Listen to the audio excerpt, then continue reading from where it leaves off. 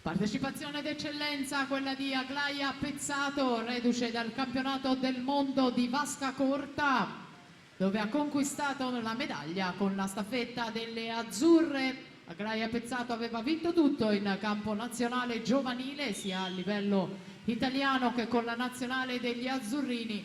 Qualche anno di alti e bassi per poi tornare alla grandissima, è stata anche medagliata agli ultimi campionati italiani assoluti, specialista dello stile libero, ha virato al comando in 29.00 davanti alla Biondani 29.30, Tiazza Fosel in terza posizione.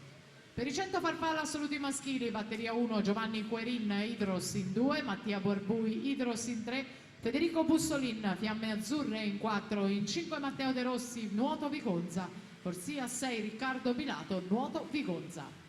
Pezzato davanti a tutte, va a concludere, vediamo il suo crono, 1.02.63 e dunque si mette alle spalle di Alice Conte, qualificazione certa, la ritroveremo nel pomeriggio nella finalissima dei 100 farfalla. Con lei ci sarà anche la Biondani, fra poco i nomi